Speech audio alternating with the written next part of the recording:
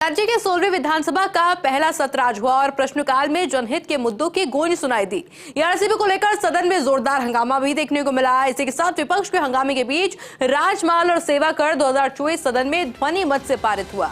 पूर्व स्पीकर हरिशंकर भाबड़ा के निधन पर भी शोक व्यक्त किया गया। इसके अलावा विधानसभा अध्यक्ष वासुदेव देवनानी ने व्यवस्था दी। मंगलवार को शून्यकाल में आधा घंटा ईस्टर्न कैनाल प्रोजेक्ट पर चर्चा होनी है।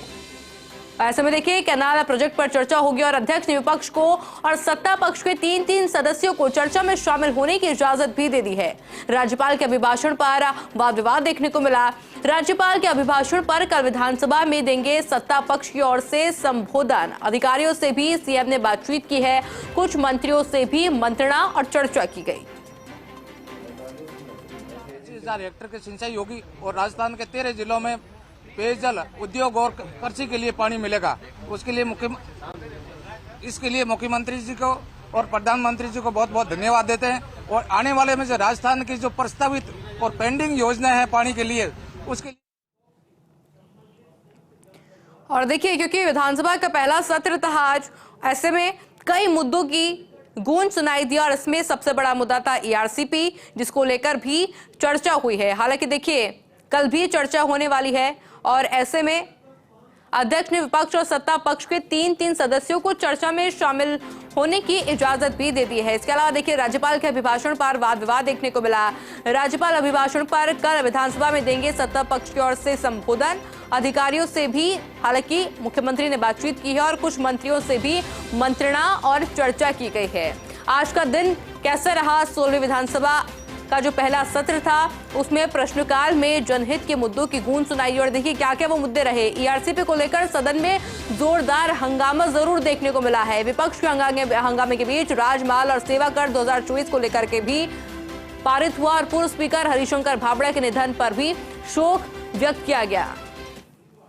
क्यों राजस्थान की जनता को जो पिछले 5 वर्षों से ईस्टर्न राजस्थान कैनाल प्रोजेक्ट की जो मांग थी, जिसका टकटकी लगा के हमारी जनता पानी के लिए तरस रही थी, देख रही थी कि कब हमारे पानी आएगा, उस प्रयास को इन्होंने सफलतापूर्वक कल दोनों राज्यों ने इस पर एग्रीमेंट किया। जिन्होंने 5 साल तक इस पर काम नहीं किया, केवल राजनीति की और जनता के बीच में किस मुंह से वो जाए, किस तरह से अपने खींच मिटाए और सिर्फ ईआरसी पे चर्चा करे। और भाई ईआरसी पे चर्चा पूरा राजस्थान कर रहा, पूरा देश कर रहा, सब देख रहे कि किस तरह से MOU आया, किस तरह से इसके ऊपर पूरे राजस्थान के अंदर राजस्थान की 50% जनता खुशियां मना रही है। सारे लोग, क्योंकि राजस्थान में पानी की सबसे ज़्यादा आवश्यकता है। ईआरसीपी का जो MOU हुआ है, ईआरसीपी का, देखिए ईआरसीपी को लोकसभा के अंदर सबसे ज़्यादा अगर मामला ईआरसीपी का उठाया तो मैंने लोकसभा के अंदर ईआरसीपी लागू करने की और इसे राष्ट्रीय परियोजना घोषित करने की 1 दर्जन बार मामला मैंने हिंदुस्तान की सबसे बड़ी पंचायत के अंदर उठाया। राज्यसभा के अंदर जरूर डॉक्टर साहब इस मामले को बार बार उठाया, उनका इलाका था। जो MOU है वो तो अच्छी बात है, लेकिन राजस्थान के हिस्से के पानी को कम किया गया और हमारी मांग है कि इसको राष्ट्रीय परियोजना घोषित करे। मध्य प्रदेश में इनकी सरकार है, राजस्थान में इनकी सरकार है और केंद्र में इनकी सरकार है। ये मैं मांग करता हूँ कि राष्ट्रीय परियोजना ईआरसीपी को घोषित करे। और इसी खबर पर अधिक जानकारी के लिए मेरे साथ सहयोगी ऐश्वर्य प्रधान भी जुड़ चुके हैं। ऐश्वर्य, कई सारे मुद्दों की गूंज सुनाई दी है विधानसभा में, किस तरह से देखते हैं?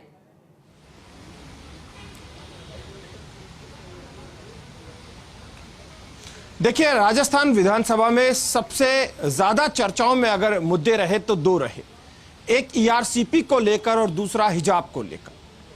ईआरसीपी को लेकर इसलिए कि क्योंकि जैसे ही मुख्यमंत्री भजनलाल शर्मा, जो कि सदन के नेता हैं, वो विधानसभा आए तो उनका स्वागत किया गया, उनके समर्थन में नारे लगाए गए। विधायकों ने उनका स्वागत किया, समर्थन किया, उनको बधाई दी, शुभकामनाएं दी। उन्होंने भी प्रत्युत्तर में सभी का आभार व्यक्त किया। इससे पहले उनका एयरपोर्ट पर स्वागत किया गया था, भव्य स्वागत हुआ था। सीपी जोशी, अरुण सिंह उनके साथ रहे। तो ये बात भारतीय जनता पार्टी के लिए इसलिए ऐतिहासिक बन गई कि जिस मुद्दे को लेकर भारतीय जनता पार्टी लगातार 5 साल कांग्रेस से सियासी तौर पर जवाब दे रही थी, अशोक गहलोत सरकार को जवाब दे रही थी, तो अब सब कुछ सामने है। वहीं जब विधानसभा में इस मुद्दे को लेकर हंगामा हुआ तो कांग्रेस का कहना था कि इस मुद्दे पर चर्चा की जाए। कांग्रेस चाहती है कि इस मुद्दे पर चर्चा हो। कांग्रेस ये भी चाहती है कि वो अपने लिहाज से इसमें खामियां बताती है और वो पूर्ववर्ती अशोक गहलोत सरकार ने जो इस योजना को लेकर प्रयास किए उसको लेकर अपनी बात कहना चाहती है। मसलन अब विधानसभा ने व्यवस्था कर दी है कि कल इस विषय को लेकर चर्चा होगी। वहीं दूसरी तरफ हिजाब को लेकर मुद्दा उठा। किरोड़ीलाल मीणा और जवाहर सिंह बेड़म ने साफ तौर पर कह दिया है कि वो मुख्यमंत्री से बात करेंगे।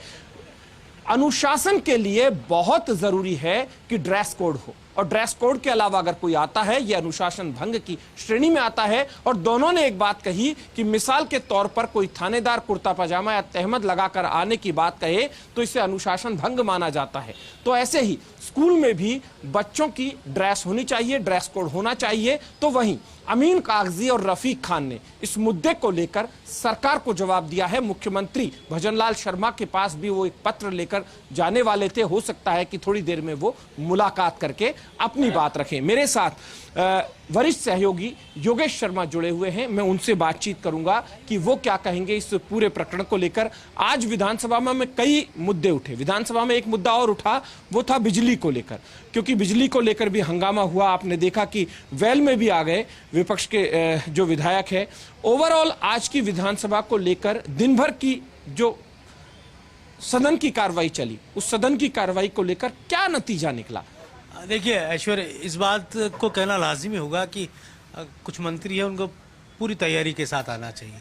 ये सदन है, सदन के अंदर अगर तैयारी मंत्री की नहीं होगी और जब सामने सशक्त विपक्ष है जहाँ पर टीकाराम जूली, गोविंद डोटासरा, शांति धारीवाल, हरिमोहन शर्मा, सरीखे मुरारीलाल मीणा जैसे धुरंधर अगर विधायक अगर आपके सामने विपक्ष में बैठे हो तो आपको बहुत सोच समझकर वहाँ पर बात कहनी है। और आज रेवेन्यू मिनिस्टर की तैयारी को लेकर थोड़ा उनको घेरा गया और वाकई में तैयारी का अभाव भी दिखा और भी मंत्रियों को घेरा गया। तो ऐसे में कहा जा सकता है कि और ज़्यादा परिपक्वता लगता है, समय लगेगा, लेकिन क्या है कि सदन क्या टेस्ट लेता है और यहाँ पर जो टेस्ट होता है अगर उसमें आप सफल नहीं हुए, जनता भी देखती है यूट्यूब के माध्यम से। बिल्कुल, यूट्यूब से सीधा प्रसारण हो रहा है और आपको ध्यान है कि स्पीकर बार बार इंटरवीन कर रहे थे। अब जब मंत्री विपक्ष के सदस्यों का जवाब नहीं दे पा रहे थे तो स्पीकर तो फिर अगर कोई सवाल कर देते तो और दिक्कत खड़ी हो जाती। तो यहाँ पर देखा जा सकता है कि स्पीकर ने कई मौक़ों पर बहुत ही तार्किक तौर पर मंत्रियों से कहा कि आप अपने सवालों का संक्षेप में जवाब दें। लेकिन ये ज़रूर है कि सदन में हंगामा रहा और लेकिन उन सब के बीच आज सबसे बड़ी बात रही कि पूर्व स्पीकर हरिशंकर भाभड़ा को आधे घंटे सदन स्थगित करने के बाद एक श्रद्धा और एक संवेदना, एक भावना जो सदन के सभी सदस्यों ने व्यक्त की, वो बहुत ही काबिले गौर थी। राजस्थान की विधानसभा की नई इमारत उनकी देन है। ये कहा जाता है कि विधानसभा में जब सत्र शुरू होता है तो शुरुआत राष्ट्रगीत वंदे मातरम के साथ हो और समापन जो हो वो राष्ट्रगान के साथ, जनगण मन के साथ हो। इसकी जो परंपरा है ये उन्होंने ही डाली थी। ऐसी कई परंपराएं हैं उनकी। ये बात सही है और न केवल ये परंपरा, भारतीय जनता पार्टी के प्रदेश मुख्यालय में जब हम जन सुनवाई का कार्यक्रम देखते हैं, मंत्री बैठा करते थे, वो परंपरा भी हरिशंकर भाभड़ा की डाली हुई है। तो बहुत ही अलग तरह के लीडर रहे। ऐसे लीडर इस धरती पर जन्म नहीं ले सकते क्योंकि स्पष्टवादिता, ईमानदारी और तमाम तरह के गुण जो होते हैं किसी एक नेता में नहीं मिल सकते। परसराम मदेरणा, हरिशंकर भाभड़ा, ये वो चेहरे और वो लीडर्स हैं जो अपने आप में राजस्थान की राजनीति के मूर्धन्य राजनेता कहे जा सकते हैं। दूसरी ओर आज जो मुद्दे उठ रहे हैं, जो बाल मुकुंदाचार्य ने का जो वीडियो वायरल हुआ और उसके बाद जिस तरह की राजनीति गरमाई है और ओपीएस का मुद्दा भी हम कह सकते हैं संशोधन लगाया है रफीक खान ने, उसमें संविदा कर्मियों के नियमितीकरण का मुद्दा भी उठा दिया। ये बात सही है, संविदा कर्मियों के नियमितीकरण का मुद्दा है। उस संशोधन को इजाज़त मिलेगी या नहीं मिलेगी ये कल पता लगेगा।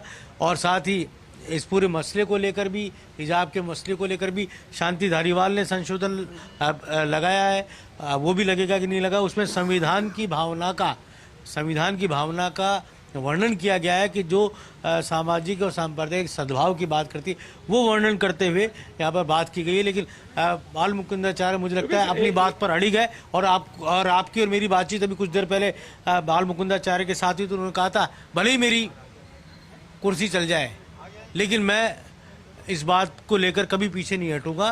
एक चीज और यहाँ पर देखी गई इस विधानसभा में, जो इस बार खास तौर पर देखी गई है कि डॉक्टर किरोड़ी लाल मीणा के पास एक जमघट होता है, भीड़ की भीड़ होती है, इतने सारे कागज वो लेकर बैठे और वो बोल रहे थे कि मेरे पास लोगों की समस्याएं आ रही हैं, इनमें किसी की भैंस चोरी, ट्रैक्टर चोरी के मामले भी उनके पास एप्लीकेशन, क्योंकि वो जन अभाव अभियोग भी देखते हैं।